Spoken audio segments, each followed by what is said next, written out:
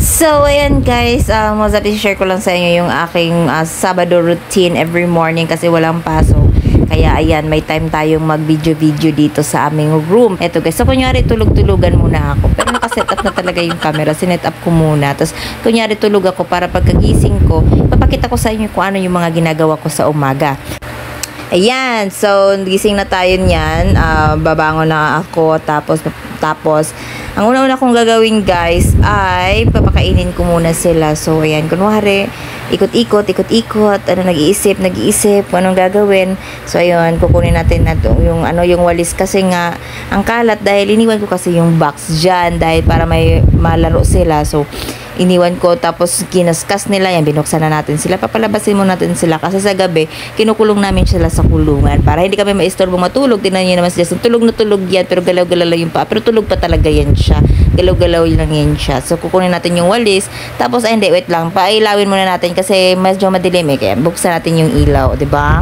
Katabi ko si Justin ngayon nag-voice over ayan. Tapos papakainin muna natin ang ating mga alaga dahil gutom na yan sila.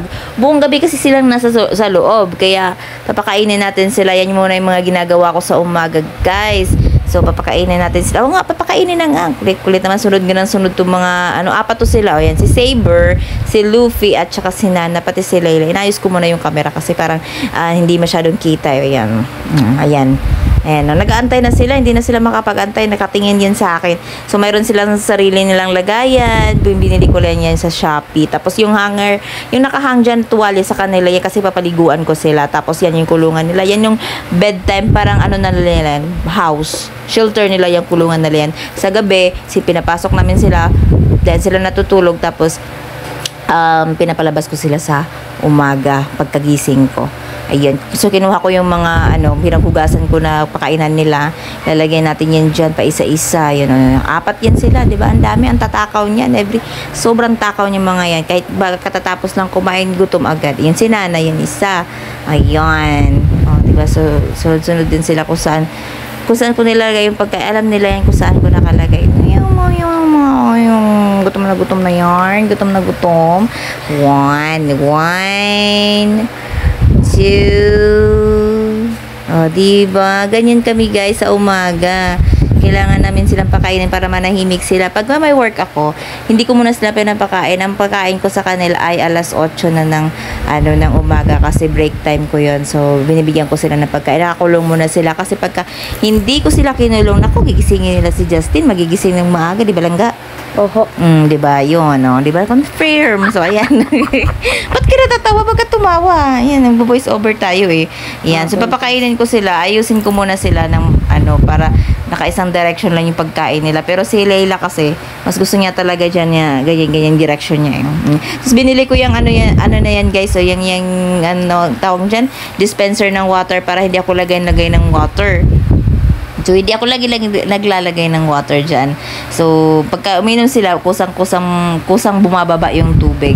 Tapos, ayan, yung box na yan, gutay-gutay na. Diba, yan yung pinaglagyan ng dispenser na rice na dumating sa, from Shopee naman na in-order ko. So, ginutay-gutay nila yan. Kaya, kailangan nating maglinis muna ng kwarto. Ayan. Ayos ko muna yung camera para kitang-kita nyo naman. Diba, nakatingin pa si Nana sa akin, mag-aagawan pa yan sila kahit may tig-iisa silang kainan. Diba? Ganyan talaga yan sila. Ang kulit. Kanya-kanyang pwesto. Pero ang pinakamatakaw dyan, guys, ay si Luffy, yung black and white. Hindi, si Luffy ang pinakamatakaw dyan. Tignan mo. Mamaya, uubusin niya lahat ng pagkain nila. Pag hindi maubos, uubusin niya lahat. Tignan mo, nakatingin pa si Nana, hindi pa kumain agad. Nasaan ba ako niyan? Ano bang kinuha ko niyan sa hindi, kinuha ko yung cat litter at saka yung walis. Wait lang, antayin natin. Nasaan na ba ako? Ang tagal ko naman. So ayan guys, kinat ko na kasi para ang tagal ko nang nasa labas pala. So ay na-arrange muna natin yung higaan. Lalagay ko. Meron kami liit ng kama namin guys, pero meron pa kaming teddy bear diyan, Lalagay namin yan sa paanan para sa aming paa. So ayan.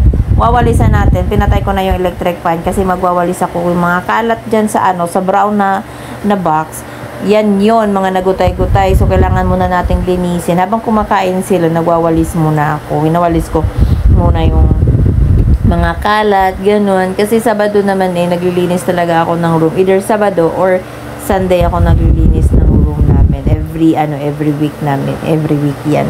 So, dahil ngayon ay, Saturday, kailangan kong maglagay or magdagdag ng cat litter sand sa kanilang cat litter box. Pero bago yan, wawalisan muna natin. Tatanggalin muna natin yung mga maliliit na mga kalat na dyan. Okay, walis-walis. Ang tagal naman yun. Okay. So, right mga kamiming, ituloy na natin yung ating pag-voice over. Medyo fast forward na to kasi mahirap pala mag-voice over. Ang taas-taas nung 5 minutes, parang napagod ako doon. Pero ayun na nga mga kamiming, ang gagawin ko ay magpapalit ako ng cat litter sand. Pero bago yan, kukunin ko muna yung mga nila, mga poopies nila doon sa yan, doon sa cat litter box. Kunin muna natin kasi nilinis ko na yan ng Friday. Tapos, konti lang kasi yung nilagay ko ng cat litter sand. Kaya ngayon, dadagdagan ko na lang siya.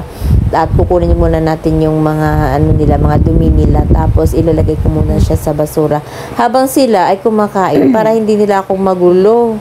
Ayan, kasi pagkatapos nila yan magkain, pupunta yan sila dyan sa may cat litter box. Tapos, buguluhin na naman nila yung paglalagay ko, especially si Saber. Sus, naku, siya lagi nauuna dyan pagkatapos ko maglagay ng cat litter sand. So, ngayon, pagkatapos ko yung kunin yung pupo nila, itatabi ko muna yan. Ilalagay ko muna yan sa labas kasi dun sa basurahan.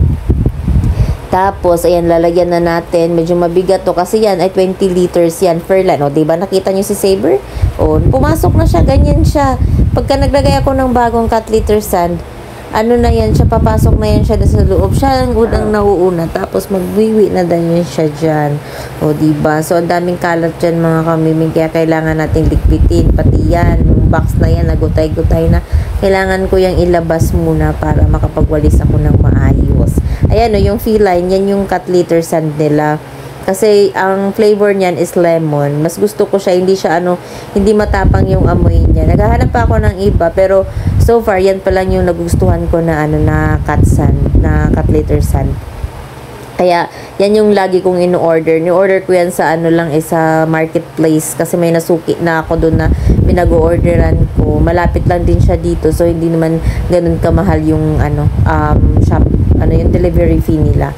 Bale, ang lagi kong in-order every month, nag-order ako ng 2 packs na ganyan na tig 10 liters. So, bale 20 liters and good for 1 month na yan mga kamiming na supply ng cat litter sand nila, 'di ba? Nakapakagastos din pala magpusa. So ayun. So sa labas ko siya nilalagay kasi pagka sa loob yan, kakalkalin na naman yan ng mga ng mga alaga ko.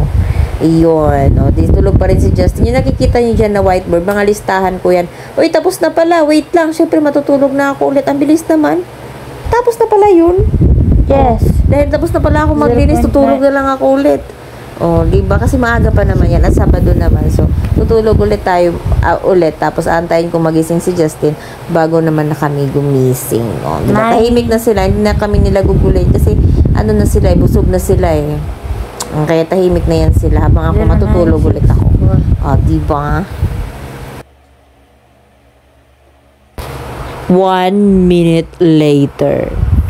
Diba? Ayan mga kamiming, nagising na ako niyan. Gising na rin si Justin kasi ginising ko na siya dahil anong tawag nito, gutom na ako. So, kailangan na namin mag-almusal dahil dumaan na yung kutsinta at puto't kutsinta.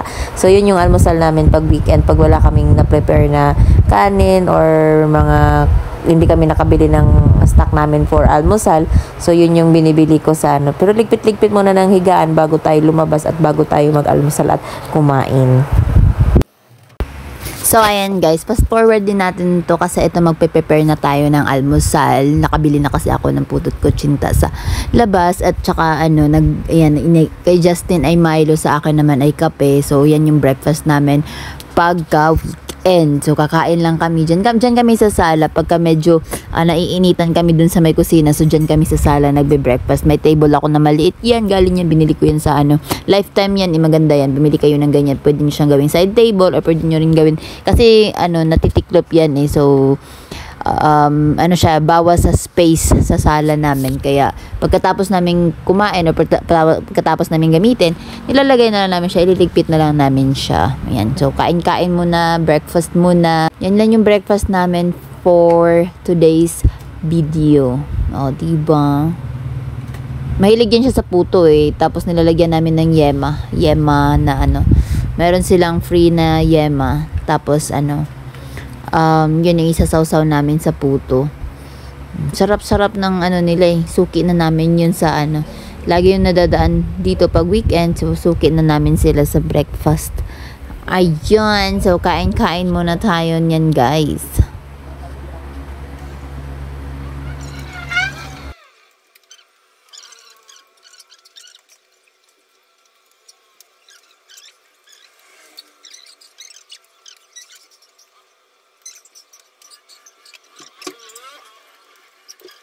Ayan, so dahil Saturday naman, binisita ko na lang din yung kaibigan ko na kakapanganak ko lang dun sa may San Jose del Monte, Bulacan. So, ayun yung outfit natin for today's video. May iwan muna si Justin kasi medyo malayo-layo yun. Bye!